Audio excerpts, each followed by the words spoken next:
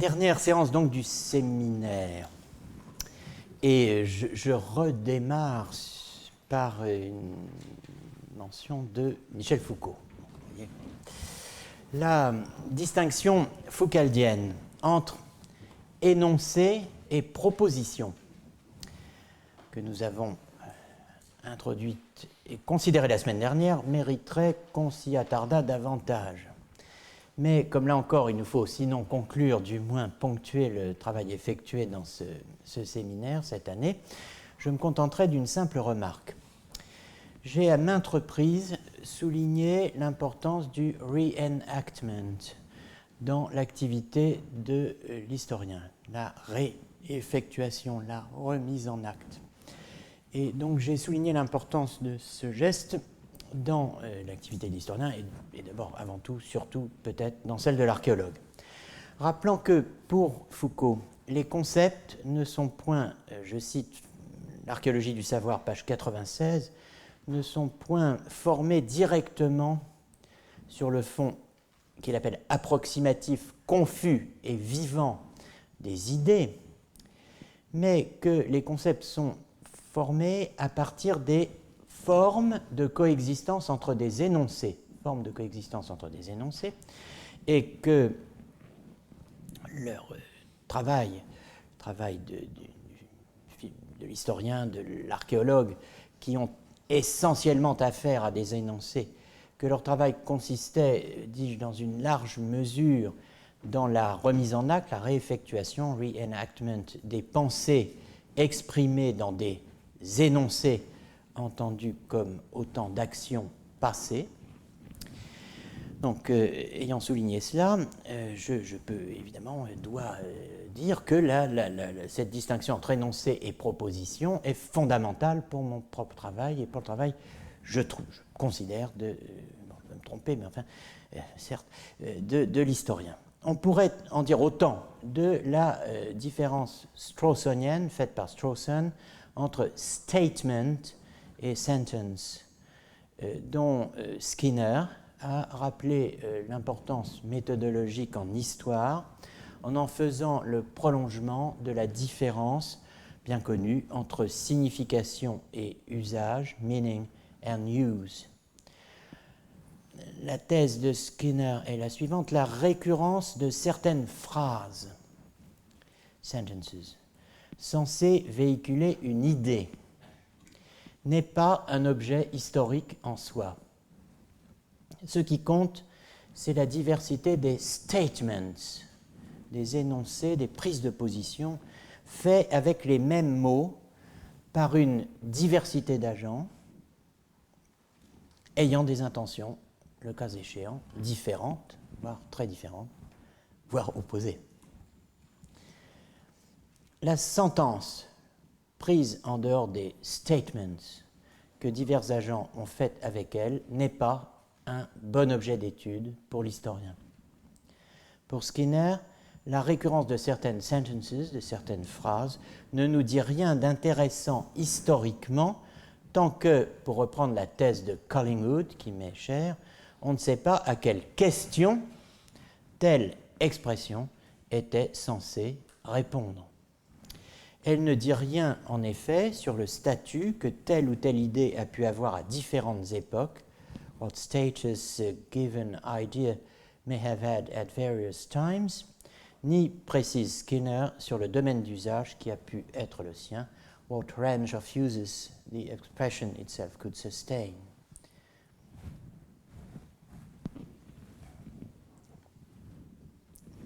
Mon mot de passe.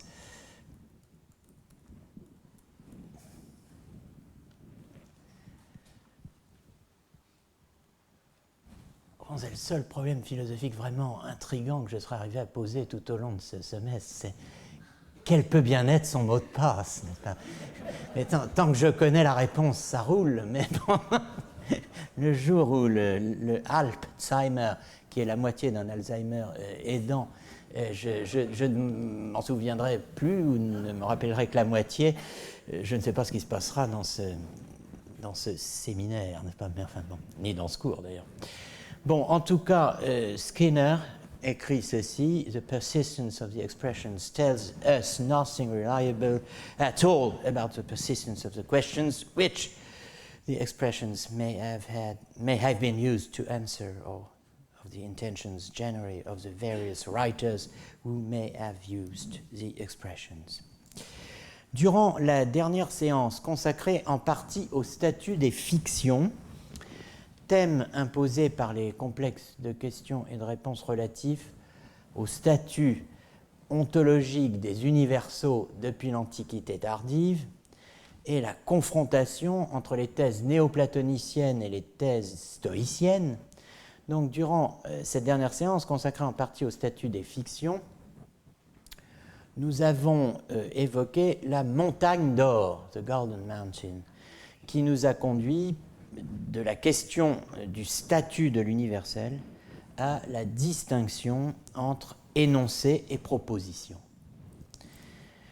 Deux univers épistémiques distincts, la question de l'universel et la distinction entre énoncé et proposition, mais deux univers qui communiquent précisément dans la mesure où, dans l'histoire de la philosophie, la question du statut ontologique de ce qu'on a appelé les propositions en soi ou les vérités en soi a ouvert à son tour les portes du shadowy platonic world of being, cette sorte de monde des ombres, n'est-ce pas, platonicien, évoqué par Russell à propos de la montagne d'or, évoqué critiquement évidemment par Russell, à propos de la montagne d'or et de la distinction de son grand adversaire Meinong, la distinction meinongienne entre existence, existieren, et subsistance, Bestehen, le Bestehen étant le mode d'être des entités qui peuplent ce royaume platonicien des ombres, n'est-ce pas, que évidemment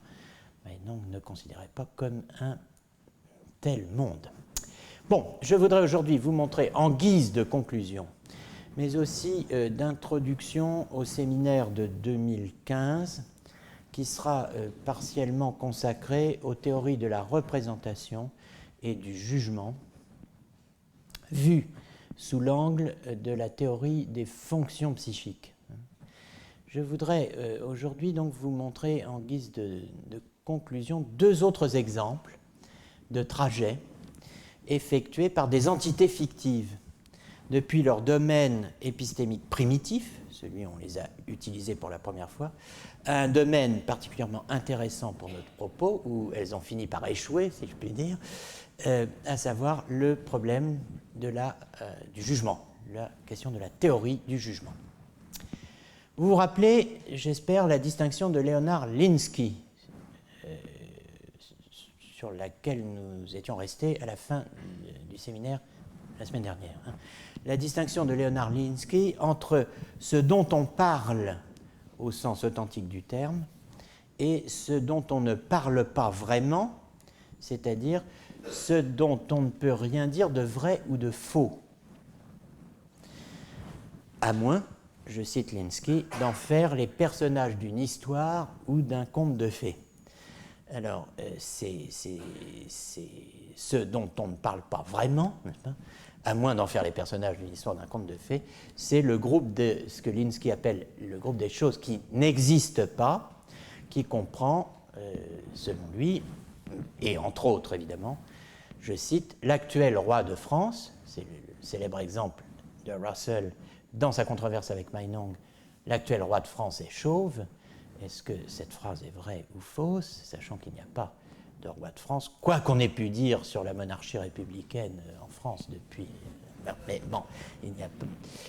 l'actuel roi de France, la montagne d'or, le cercle carré, la licorne, la chimère et l'autobiographie d'Hemingway. Je ne sais pas ce qu'il avait contre Hemingway, mais enfin bon... Personnellement, c'est... Enfin bon, bref. Eh bien, alors, en tout cas, mettant à profit ce qui vient d'être dit à propos de la différence entre phrase ou proposition et statement, énoncé. J'aimerais évoquer aujourd'hui avec vous deux de ces choses qui n'existent pas, la licorne et la chimère. Malgré tout ce qu'on pourrait croire, en allant admirer à deux pas d'ici les extraordinaires dames à la licorne du musée de Cluny. C'est cette merveilleuse tenture de 6 tapisseries tissées entre 1484, je crois, et 1500. Malgré tout ce qu'on pourrait croire en allant donc au musée de Cluny plutôt qu'au Collège de France, les philosophes médiévaux, les logiciens en tout cas, ne se sont pas occupés de la licorne. La gloire philosophique de la licorne est due à Kant, via Bolzano. Une parenthèse quand même, quelqu'un a bien parlé de la licorne au Moyen-Âge, c'est Marco Polo. Marco Polo, dans le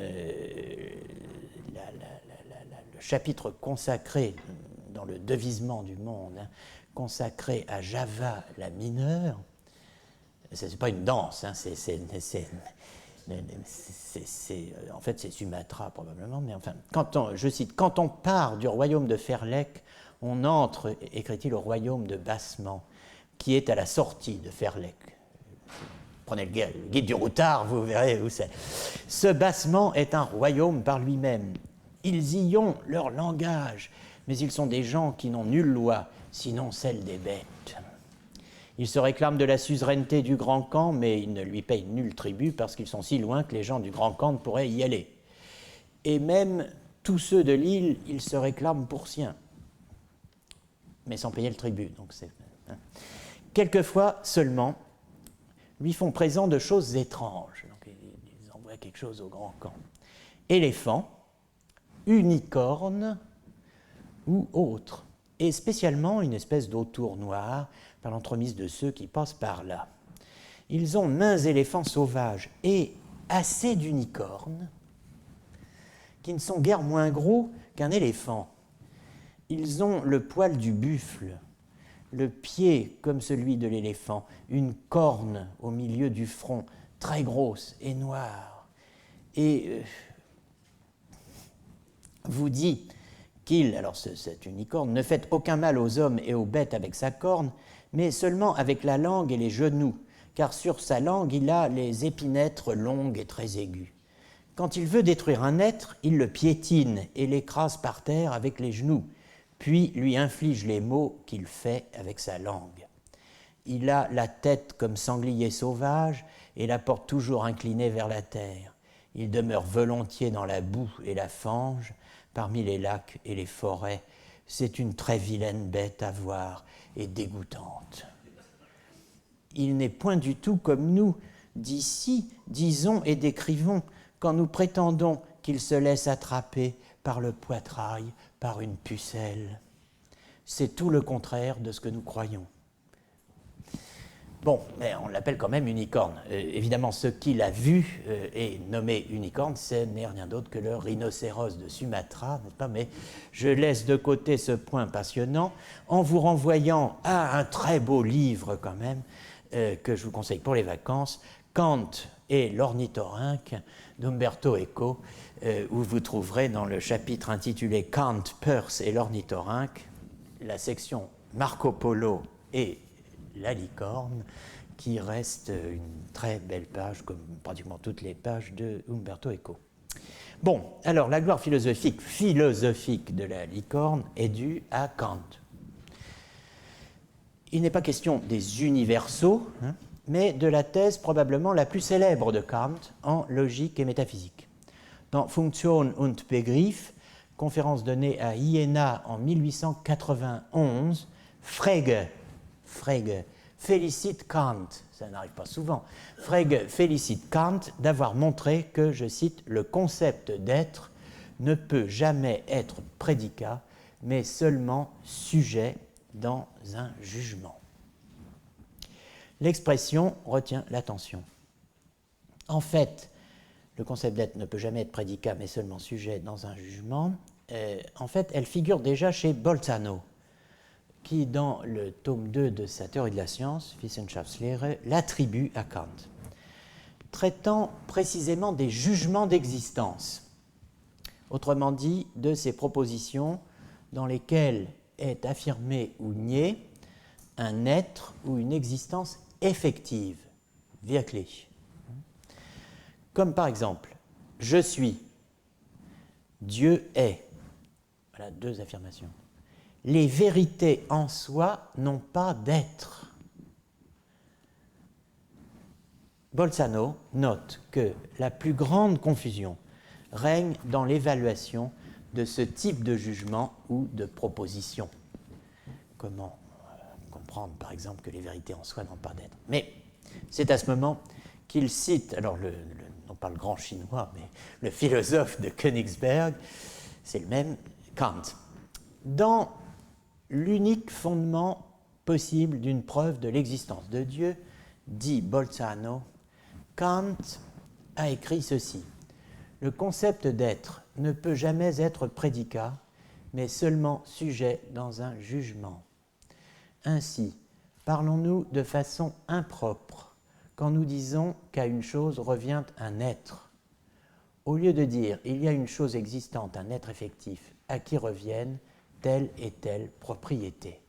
Es gibt ein existierendes Ding, ein wirkliches, dem diese und jene Beschaffenheiten zukommen. » Donc ça c'est dans Bolzano, théorie élémentaire, les propositions existentielles Daseinsätze. Es gibt ein existierendes Ding, ein wirkliches, dem diese und jene Beschaffenheiten zukommen.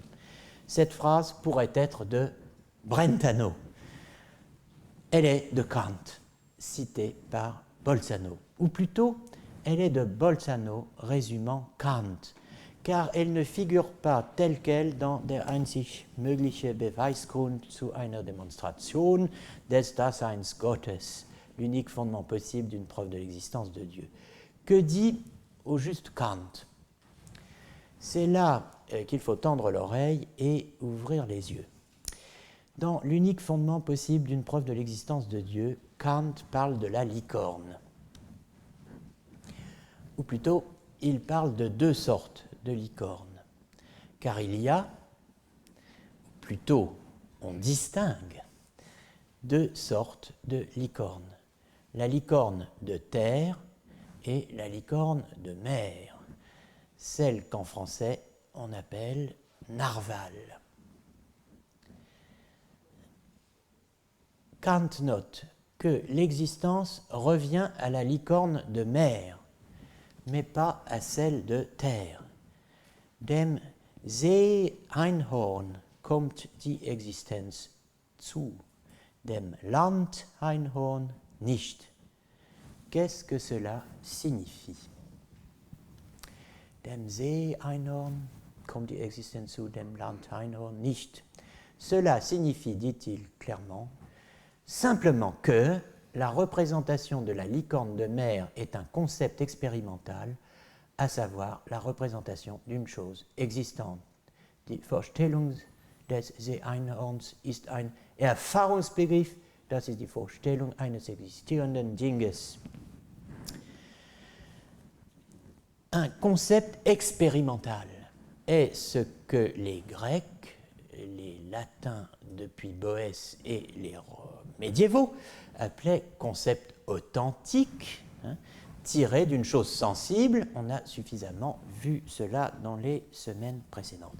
Tiré d'une chose sensible, ici, eines existierendes Dinges. Et de fait, voici des licornes de mer, ou narval.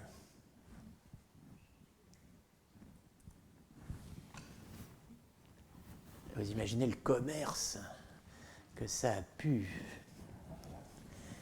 entretenir. Réciproquement, et en complétant le propos de Kant, la représentation de la licorne de terre n'est pas un concept expérimental, c'est la représentation d'une chose non existante. Cela ne veut pas dire que pour Kant, il y a des choses non existantes. Bien au contraire. Il faut veiller à l'expression et je dirais, comme tout vieux kantien, il faut admirer le génie de Kant. Que dit en effet Kant? Que la proposition « la licorne de mer existe n'est pas entièrement correcte, n'est véritablement correcte que l'expression inverse, à savoir que, je cite, à un certain animal marin existant reviennent ensemble les prédicats que j'attribue mentalement à la licorne, ou à une licorne. Einem gewissen existierenden Seetiere kommen die Prädikate zu, die ich an einem Einhorn zusammen gedenke. Attribuer mentalement un gedenke.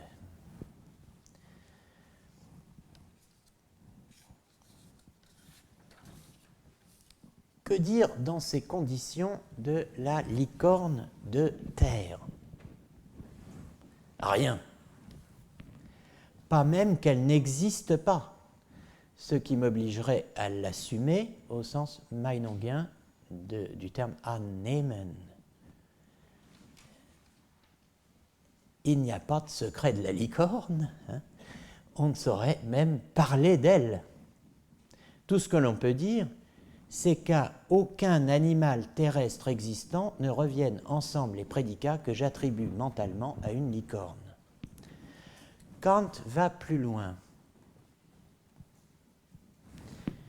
Prenant acte de ce que l'existence, ou plutôt le Dasein, alors ici Dasein a le sens kantien, qui est le sens qu'avait le mot en allemand avant Heidegger, qui est effectivement l'être effectif, l'existence. Le Dasein est couramment prédiqué dans le langage ordinaire. Il explique que dans tous les cas où cela se produit, le prédicat « est » ne porte pas tant sur la chose dont on parle que sur la pensée qu'il y a d'elle. Lorsque dans l'usage commun, im gemeinen Redegebrauch, du Reden, de la parlure, de la parole, du parler, du discours, lorsque dans l'usage commun, le Dasein se produit comme prédicat, das Dasein als ein Prädikat vorkommt, c'est moins un prédicat de la chose elle-même, ein Prädikat von dem Dinge selbst, que bien plutôt von dem Gedanken, den man davon hat, que de la pensée qu'on en a. Donc je vous redonne le texte entier. Dans le cas où, dans le langage courant, le terme existence apparaît comme un prédicat, il s'agit moins d'un prédicat de la chose elle-même que de l'idée qu'on en a. Par exemple, l'existence, existence, convient à la licorne de mer, non à la licorne de terre. Ceci ne signifie rien d'autre que la représentation de la licorne de mer est un concept d'expérience, c'est-à-dire la représentation d'une chose existante. C'est aussi pourquoi, pour montrer le bien fondé de cette proposition concernant l'existence d'une telle chose, on ne cherche pas dans le concept du sujet, car on n'y trouve que des prédicats de la possibilité, mais dans l'origine de la connaissance que j'en ai. Il faudrait passer un an sur cette phrase qui est absolument géniale en fait, hein, parce que dans le concept du sujet, on ne va trouver que des prédicats de possibilité. Les prédicats réaux, les prédicats de la chose qui définissent la Sachlichkeit, la choséité d'une chose, ce sont des prédicats compossibles qui en mesurent la cogitabilité et la possibilité. Si vous mettez ensemble des prédicats qui s'excluent mutuellement, vous n'obtiendrez pas une chose, ni un sujet. Vous n'obtenez rien du tout. Il n'y a rien qu'on trouve dans le concept d'un sujet autre que, ou d'une chose, que des prédicats de la possibilité. Si vous parlez de l'existence maintenant d'une telle chose, ce à quoi vous vous référez en fait, c'est à la connaissance que vous en avez. Et une connaissance peut être de deux sortes, elle peut être empirique, auquel cas vous avez eu un contact direct avec la chose, par la sensation et par l'intuition, et sinon c'est une représentation imaginaire, et d'aucune façon vous n'avez eu un contact en présence avec la chose même. Donc, en fait, pour montrer le bien fondé d'une proposition concernant l'existence d'une chose quelconque, vous avez à faire quelque chose, eh bien vous ne cherchez pas dans le concept du sujet, Parce que dans le concept du sujet, vous ne trouverez que les prédicats réaux de la chose qui définissent la causalité de cette chose. Vous aurez à vous demander comment vous avez fait connaissance avec la dite chose. Est-ce empiriquement, expérimentalement? Est-ce dans une expérience possible ou pas? On dit donc, ou on ne dit pas, ça dépend des cas, je l'ai vu, ou je l'ai appris de quelqu'un qui l'a vu. C'est donc s'exprimer de façon pas tout à fait correcte, ce qui est une manière de dire de façon entièrement incorrecte, que de dire une licorne de mer est un animal existant. Mais bien au contraire, ce qu'il faudrait dire, c'est à un certain animal marin existant conviennent les prédicats que je pense réunis dans une licorne de mer. On peut spéculer à l'infini sur le sens exact que Kant attribue à sa théorie, y voir toutes sortes d'anticipations, de toutes sortes de doctrines plus ou moins vertueuses. Un fait demeure, pour Kant, ce que Brentano appellera la reconnaissance, Anerkennung, de l'existence du sujet, ou le rejet, Verwerfung, du dit sujet, eh bien cette reconnaissance ou ce rejet est bel et bien première par rapport à ce que l'on est censé en prédiquer ensuite, une fois le sujet reconnu ou rejeté. Je pense ici à la théorie brentanienne dite du Doppelurteil, du double jugement, qui veut que juger qu'un S est P, un sujet est P, prédicat que vous voulez, c'est porter un double jugement. Un premier jugement reconnaît, anerkennt, l'existence de S, ou bien pas. Et un deuxième attribue à cet S ainsi reconnu le caractère P à titre de prédicat. Voilà la théorie du jugement double. Heidegger a commenté le passage de Kant dans les problèmes fondamentaux de la phénoménologie. Page 55-56, traduction française Courtine, page 63, dans le texte consacré à Kant, auquel nous avons fait allusion au début de l'année dans le cours. C'était la première des 4 thèses, la thèse T1, mentionnée lors du cours du 3 avril. Vous pourrez vous y reporter. Voici ce que Heidegger écrit. Si, d'après Kant, dans le langage courant, on emploie le Dasein, c'est-à-dire l'existence, ici, ce n'est pas du tout le Dasein au sens heideggerien du terme, c'est bien le Dasein, qui s'écrivait d'ailleurs avec un Y la plupart du temps, kantien. Si, d'après Kant, dans le langage courant, on emploie l'être-là, Dasein, comme prédicat, autrement dit, si demeure ce fait qui va contre la thèse kantienne que le Dasein, l'être-là, l'existence n'est pas un prédicat. Donc, Heidegger part de l'espèce de contradiction existante entre l'usage commun et l'usage philosophique rigoureux et strict qui serait conforme à la juste théorie de l'existence. Eh bien, si d'après Kant, dans le langage courant, on emploie l'être là comme prédicat, autrement dit, si demeure ce fait qui va contre la thèse kantienne que l'être là n'est pas un prédicat, il s'agit dans ce cas, répond Kant, bien moins d'un prédicat de la chose même que plutôt de la pensée que l'on en a. Quand par exemple on attribue l'existence au narval, cela signifie pour Kant la représentation du narval est un concept tiré de l'expérience, c'est-à-dire la représentation d'une chose qui existe.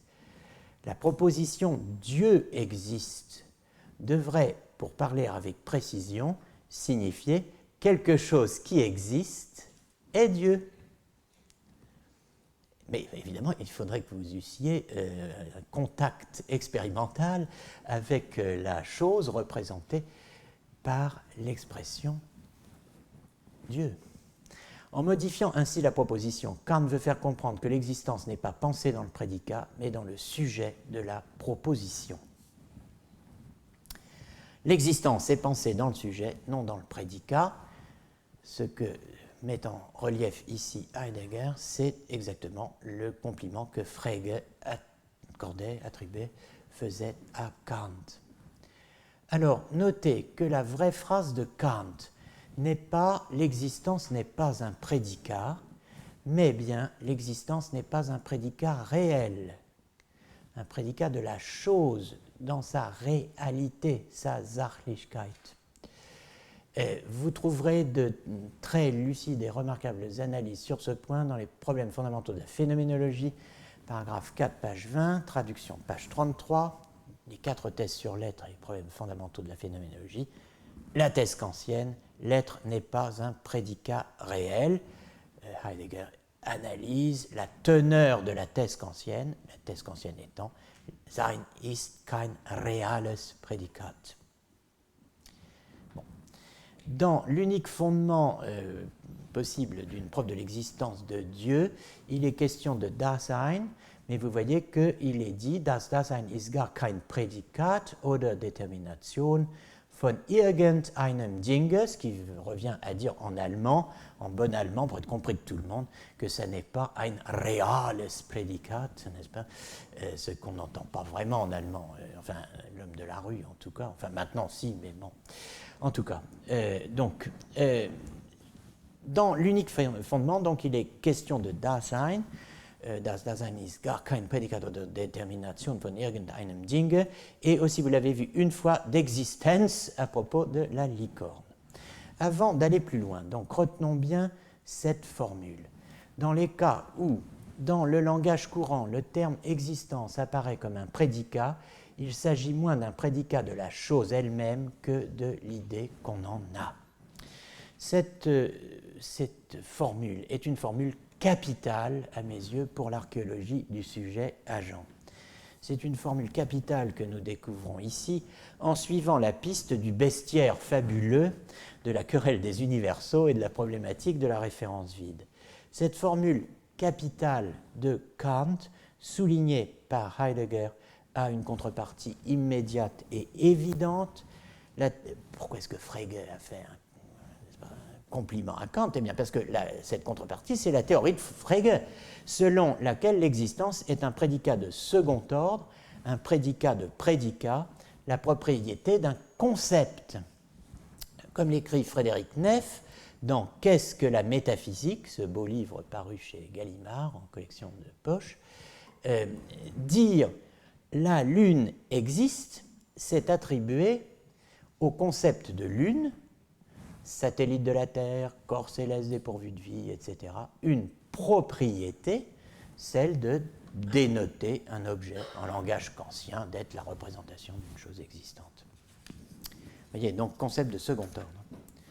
En tant que médiéviste, je veux, quant à moi, souligner qu'on rencontre la formule de Kant bien avant l'âge classique, dès le XIIe siècle, à propos d'une autre de nos entités fictives, en l'occurrence la chimère, exemple de chose impossible, et même à propos d'une chose qui n'existe plus après avoir existé un temps, du moins le dit-on, Homère. Je me contenterai ici d'un exemple, la reprise de thèse de Guillaume de Champeau sur la prédication accidentelle, la reprise de ces thèses par Abélard dans sa dialectique, la Dialectica. Ce Guillaume de Champeau, Guilhelmus, est le même que celui qu'Abélard a harcelé lors de la querelle des universaux et contraint, comme il le raconte lui-même, Abélard, dans l'histoire de mes malheurs, les siens, qu'il a contraint donc de renoncer à sa première théorie réaliste des universaux. Pourtant, ce même Guillaume a d'autres théories qui trouvent grâce aux yeux d'Abélard, qui ne répugnent pas à évoquer le personnage sous l'appellation de mon ou de notre maître, V. Point, n'est-ce pas, probablement pour Wilhelmus, prononcé à la bretonne, j'en sais rien, mais bon, enfin Guillaume en tout cas. Maître V, qui figure ailleurs sous le nom de maître G, point, dit-il, considérait la prédication accidentelle, la prédication d'un accident, comme une locution figurée et impropre. Il appelait, maître V, locution impropre, celle dont les mots offrent, pris ensemble, un autre sens que celui qu'ils semblent avoir pris séparément. Vous avez plusieurs mots, pris séparément, ils ont un certain sens, pris ensemble, ils en ont un autre. Et c'est pour ça qu'on va dire qu'il y a un usage, que la phrase formée à partir d'eux est figurée. Pris séparément, ils ont un certain sens, selon leur forme vocale, dit le maître d'Abélard. Pris séparément, pris ensemble, eh bien, ils ont un autre sens qu'on va appeler figuré. Donc c'est là que nous retrouvons Homère et que nous attend la chimère. Alors, mauvaise nouvelle, Homère est mort. Non. Homère est mort. Bon. Mais dire que Homère est poète, Homerus est poeta, selon Guillaume de Champeau, ce n'est pas prédiqué sur Homère. Homère est un nom vide qui ne renvoie à rien, puisqu'il n'y a plus aucune chose du monde qui soit Homère ou dont il soit vrai de dire qu'elle a pour nom Homère. Donc dire que Homère est poète, ce n'est pas prédiquer sur Homère qui n'est plus, c'est dire, là c'est quand même extraordinaire comme paraphrase, hein, que l'œuvre d'Homère existe, qu'il a composée en tant que poète. Homeri opus existit. Voilà le sens de Homerus est poeta. Homeri opus existit quod ex officio poetae, que dans son office, dans son activité, que du fait de son activité de poète, eh bien, il a composé.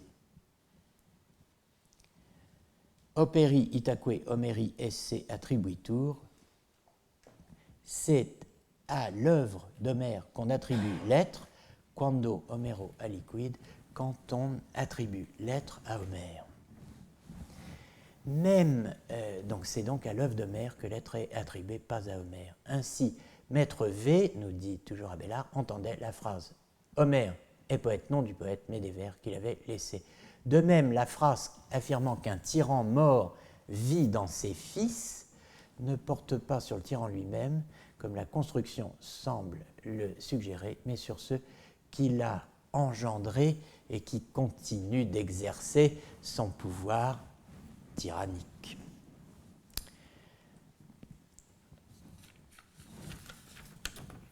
Le terme au nominatif Homerus, qui semble être le sujet de la phrase, ne l'est pas en réalité.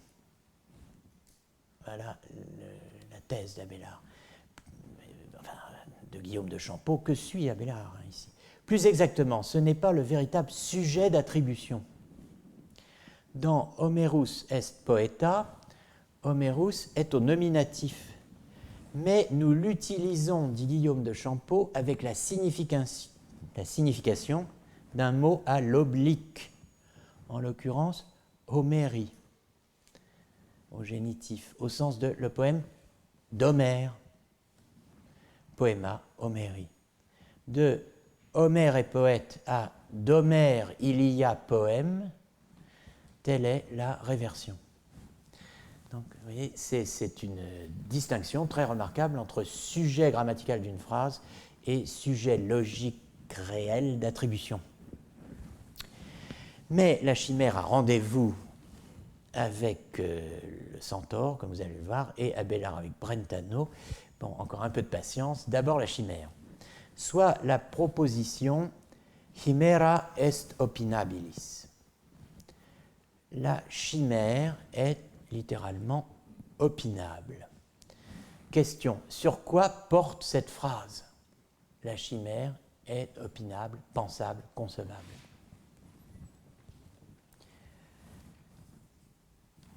Sur la chimère, la réponse de Guillaume est remarquable, elle porte sur opinabilis. Le mot opinabilis vient d'Aristote. Il traduit le grec doxaston. Opinable. Opinion étant doxa. Bon. L'opinable, qu'est-ce que c'est? C'est le terme d'une relation psychique. Mais sa caractéristique est que dans cette relation-là, la relation qu'on appelle d'opinion, doxa, le terme opinable, doxaston, n'existe pas toujours. C'est une relation psychique dans laquelle le terme de la relation, ce sur quoi elle est dirigée, n'existe pas toujours. C'est ce que dit clairement le De Interpretatione d'Aristote à propos du non-étant. Il n'est pas vrai de dire du non-étant que parce qu'il est un doxaston, un opinable, il est un certain étant. De fait, la doxa qui porte sur lui n'est pas qu'il est, mais qu'il n'est pas. Alors voilà le problème. Comment comprendre qu'un opinable ne soit pas toujours un étant? Il y aurait une réponse stoïcienne: distinguer quelque chose et étant, comme on l'a vu dans les semaines précédentes. Le ti et on. On a vu en effet que le quelque chose pouvait être soit étant, soit non étant, et que ce qui s'opposait au quelque chose, c'était le non quelque chose. Rappelez-vous le texte d'Origène. Mais on n'est pas chez Origène, on est chez Guillaume de Champeau, et Guillaume de Champeau lit Aristote. Point barre. C'est donc ailleurs que chez Origène, qui n'a pas lu, que Guillaume doit trouver sa réponse, et il la trouve. La réponse de Guillaume est remarquable, opinable, ne renvoie pas à la chose pensable, au pensable, il renvoie au pensant. Dans le cas de la chimère, à celui ou à celle qui, dans la réalité, supporte ou soutient, est le sujet de l'opinio de chimera, l'opinion qui porte sur la chimère. Donc le mot opinabilis renvoie à quelqu'un ou quelqu'une qui pense à la chimère. Autrement dit, et c'est ce que vous avez au tableau, le prédicat opinabilis ne renvoie pas à une propriété de la chimère n'étant pas, elle n'a pas, elle ne peut pas avoir de propriété. Opinabilis renvoie à une propriété attribuable à celui ou celle qui a une représentation de la chimère, qui rend la chimère opinable, c'est-à-dire de temps à autre opinée. Y est pensable ou concevable signifie il y a un X capable de penser Y, c'est-à-dire un X qui a pensé ou pense ou pensera Y, ou on pourrait ajouter peut, pourrait penser Y. Donc, dans chimera est opinabilis, le sujet n'est pas le sujet grammatical. Chimera, mais le sujet logique, le sujet de l'attribution de l'acte de pensée. Et le sujet d'attribution de l'acte de pensée, c'est celui qui, dans la réalité, fait quelque chose. Et ça ne peut être que celui qui pense à la chimère, et qui précisément dans la phrase n'est pas nommé.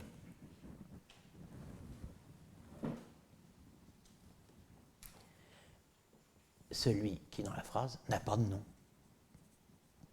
Le seul nom c'est chimera. Quant au prédicat opinabilis, il renvoie moins à une propriété de la chimère qui n'étant pas, n'a pas et ne peut pas avoir de propriété, qu'à l'acte d'opiner ou de penser attribuable à celui qui a d'elle une représentation, qui fait qu'elle est dite opinable ou pensable.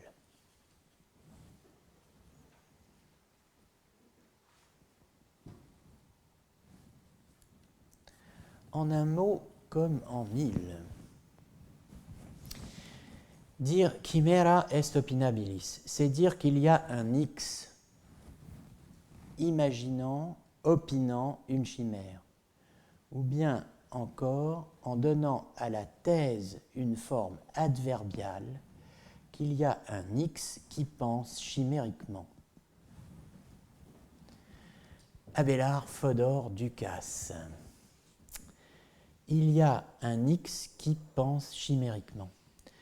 Comme dans la théorie adverbiale, comme on dit aujourd'hui, du jugement, critiquée notamment par Fodor, grand linguiste, où seeing a unicorn devient seeing unicorny, ou seeing a dragon, seeing dragonly.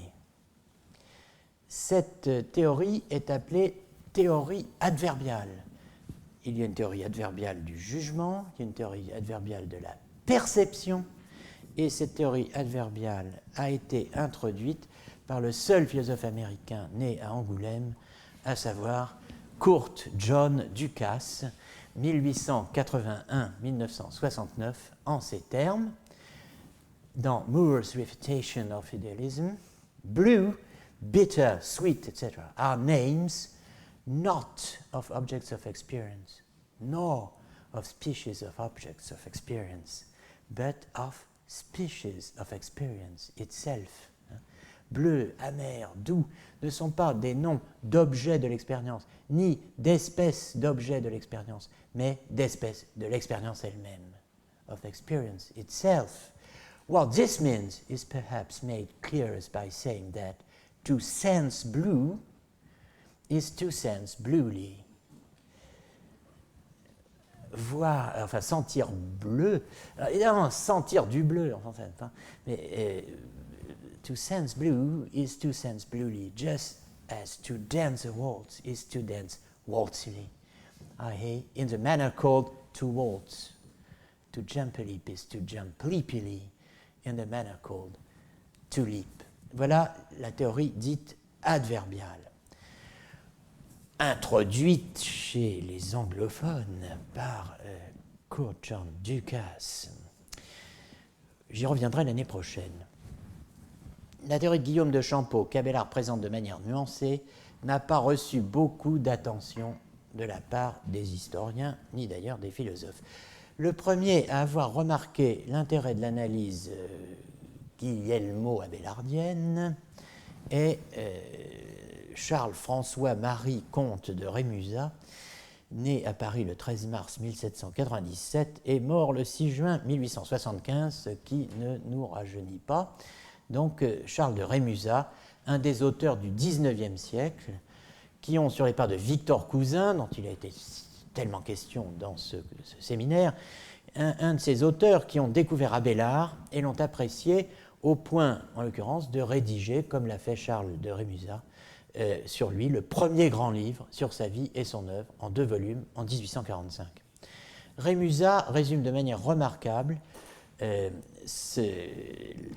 thèse de Guillaume de Champeau résumée par Abélard, puisqu'il présente en fait le terme pensable ou concevable comme une dénomination externe ou extrinsèque de la chimère. En langage technique, on dirait une dénomination causale. La proposition « la chimère est concevable ». Alors 472, c'est le numéro de la note, correspondant, il y a une avalanche de notes dans la scène. La proposition « la chimère est concevable » se comprend figurativement. Non qu'elle attribue à aucune chose la forme de la chimère, ou ce qui n'est pas, mais parce qu'elle produit une certaine pensée dans l'âme de celui qui pense à la chimère. Si donc par la signification d'un nom, nous n'entendons point une forme essentielle, mais seulement ce qui engendre un concept, l'oraison significative sera celle qui fait naître une idée dans l'intelligence. Le nom de signifiant ou significatif est pris de la cause plutôt que d'une propriété. Il convient à ce qui est cause qu'un concept se produise dans l'esprit de quelqu'un. Donc, vous voyez, là, on en est à un stade purement pragmatique et à une définition de signification qui est une de celles qu'on donnait au Moyen-Âge. Signifier, c'est susciter, produire, engendrer une intellection dans l'esprit de celui à qui on s'adresse. Bon. Alors, à part Rémusat, quand même, quelques personnes se sont intéressées à la théorie de Guillaume de Champeau.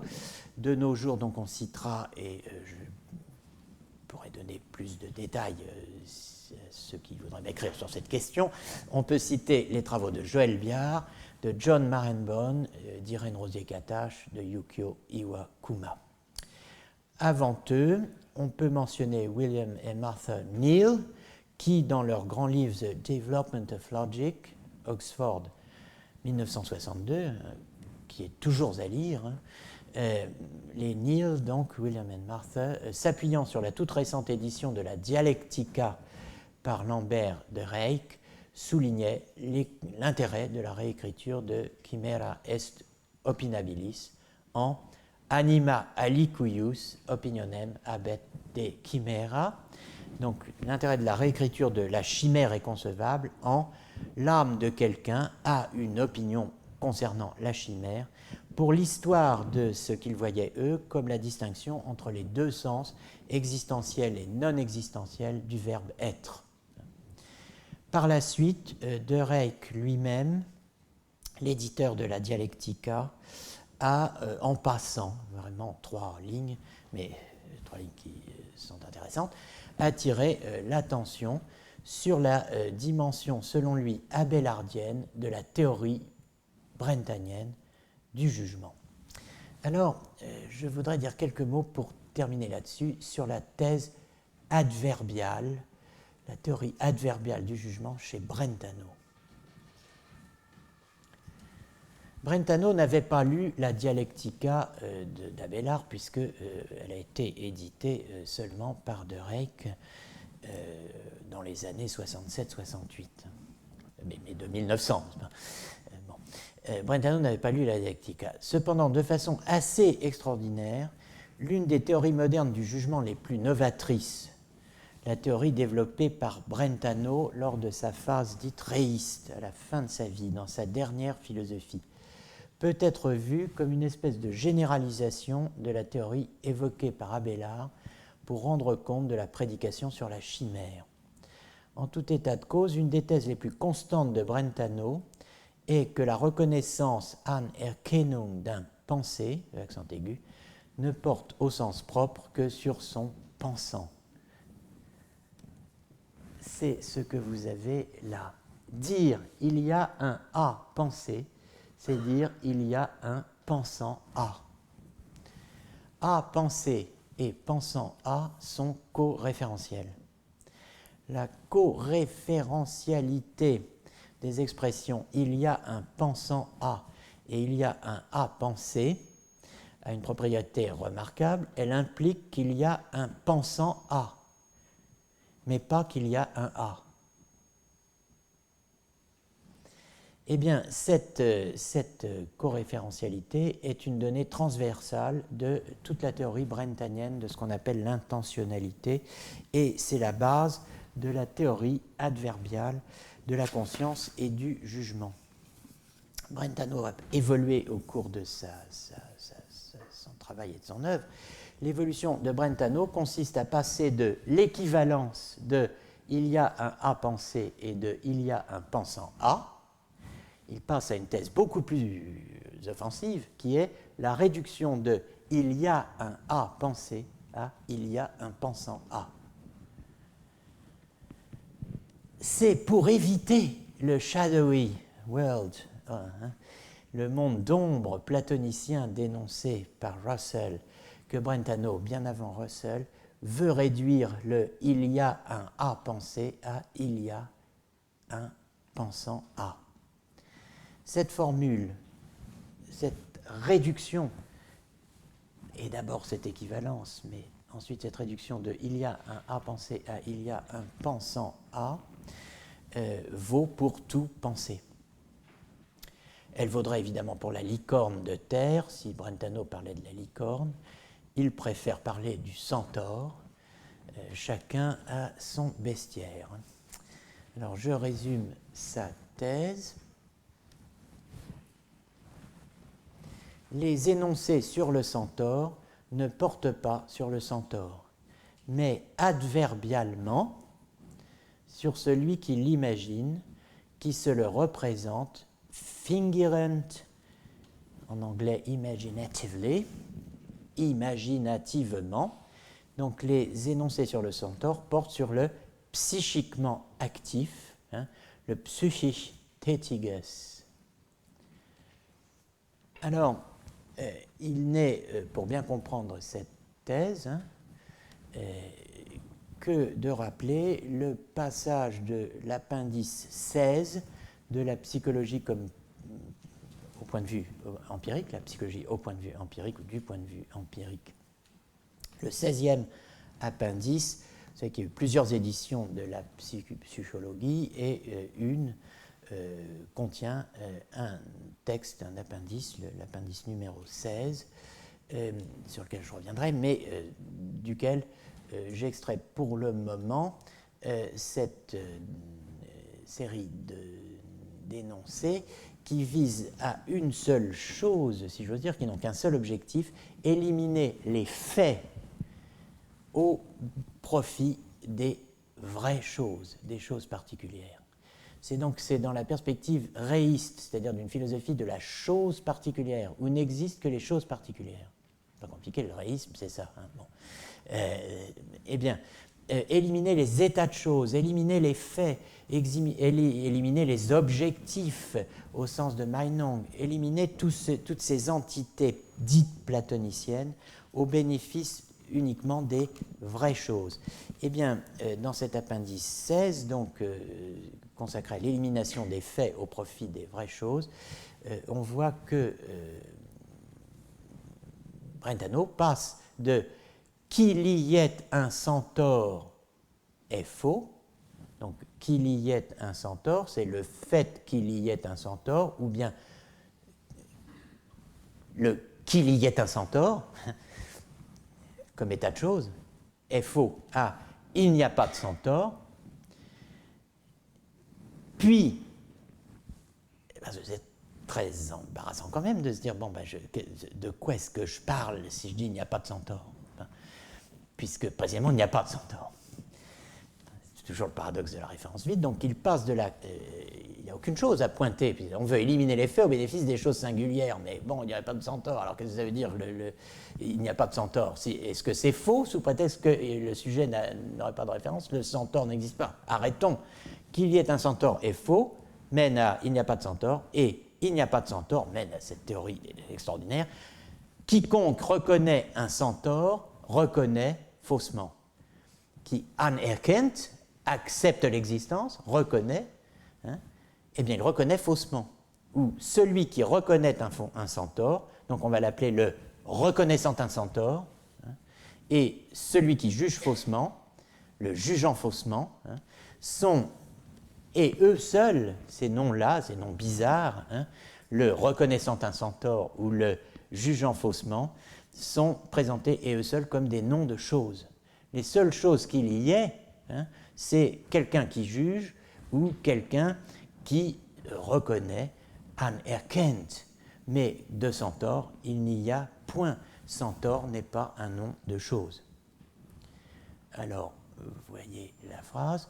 Lorsqu'il s'agit d'une proposition qui reconnaît quelque chose comme fait, un fait, Sachlage, ou bien un état de choses, state of affairs, on dirait en anglais, on peut également lui substituer une proposition équivalente qui comporte la reconnaissance ou la dénégation d'une chose, d'un particulier, proprement dite.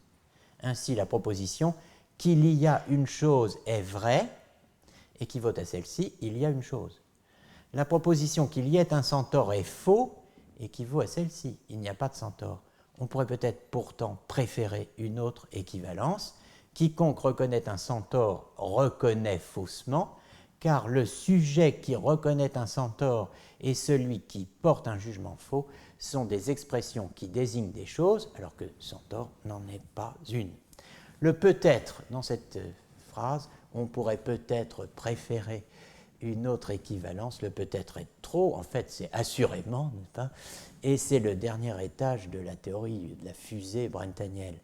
La théorie adverbiale du jugement est non seulement centrée sur les actes du sujet, elle est en réalité centrée sur le jugeant lui-même, promu dans le dernier état de la théorie de Brentano au statut d'unique porteur de vérité. C'est ce que je résume par ceci. Le jugeant est le truth bearer, le porteur de vérité, comme on dit aujourd'hui en logique. Beaucoup de gens vous diront non, c'est la proposition qui est le porteur de vérité, etc. Ici, non. C'est le jugeant. C'est même pas son acte de juger. c'est le jugeant lui-même. Dire qu'aucun S n'est P, dit Brentano. Qu'est-ce que c'est que dire cela? C'est se représenter quelqu'un qui juge un S est P et dire que ce quelqu'un qui juge un S est P juge faussement. Vous vous rendez compte de cette duplication extraordinaire pour préserver un discours qui ne porterait que sur des choses. Donc, dans la théorie brentanienne du jugement, le jugeant est l'unique vériporteur, ou porteur de vérité, truth bearer.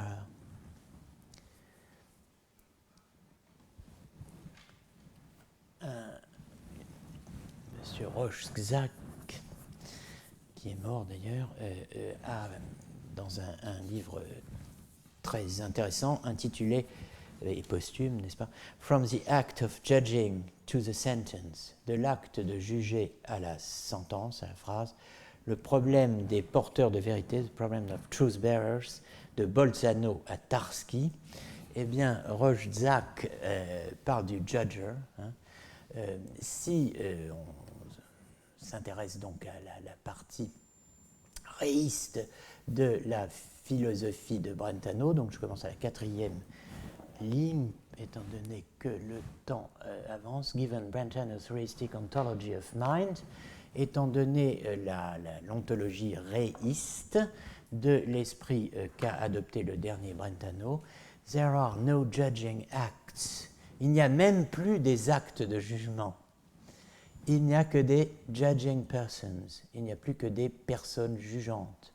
Dans la théorie réiste, par conséquent, le porteur de vérité est quelqu'un qui juge, c'est-à-dire le jugeant. En allemand, c'est mieux, der Urteilende. And the judger can judge truly and falsely. Et le juge peut juger véridiquement ou faussement. Vous voyez la formulation adverbiale. Thus, in the proper sense, the word true should be predicated of a judger. Par conséquent, au sens propre, le mot vrai devrait être prédiqué du juge, d'un jugeant, d'un der Urteilende. Par conséquent, nous avons toujours affaire et nous devons nous occuper de personnes jugeant vraiment, véridiquement, véracement ou faussement, et non pas à nous occuper de jugements vrais ou faux. C'est à ça qu'on a vraiment affaire, ontologiquement.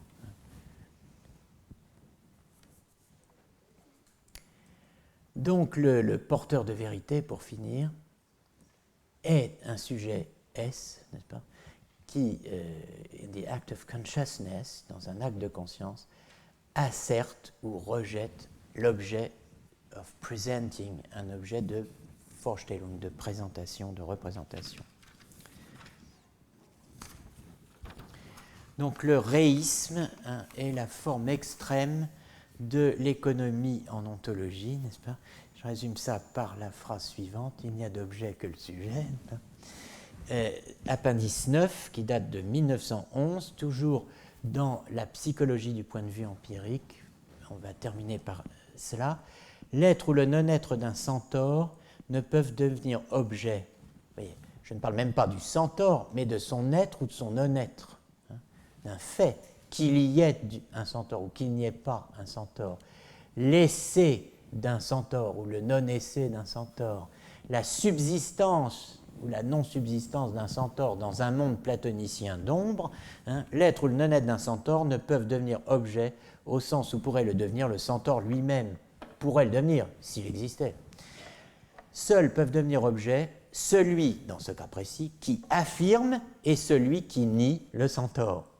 Auquel cas le centaure devient également objet selon un certain mode oblique, par le biais donc de ce qu'on a vu, c'est-à-dire cette remarquable théorie sur laquelle dire aucun S n'est P, par exemple, c'est se représenter quelqu'un qui juge un S est P et dire que ce quelqu'un qui juge un S est P juge faussement. Bon, bien là, on a la même chose, mais à propos du centaure.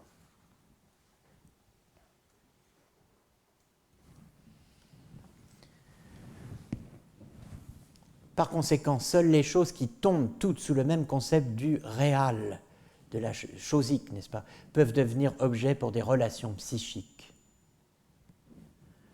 Ni le présent, le passé et l'avenir, ni ce qui est présent en tant que présent, passé ou futur, ni l'existence, ni la non-existence, ni ce qui existe ou ce qui n'existe pas, ni la nécessité, ni la non-nécessité, ni la possibilité, ni l'impossibilité, ni ce qui est nécessaire ou non nécessaire, possible ou impossible, ni la vérité, ni l'erreur, ni ce qui est vrai ou faux, ni la bonté, ni le vice, ni ce qu'Aristote appelle actualité, energeia, entelecheia, ou forme, eidos, logos, morphée, c'est-à-dire ce qui correspond dans le langage au mot abstrait, rougeur, forme, nature de l'homme, etc., ni les objets en tant qu'objets, c'est-à-dire par exemple ce qui est reconnu, rejeté, aimé, représenté, rien de tout cela ne peut jamais, au même titre que le réel, devenir l'objet de nos relations psychiques.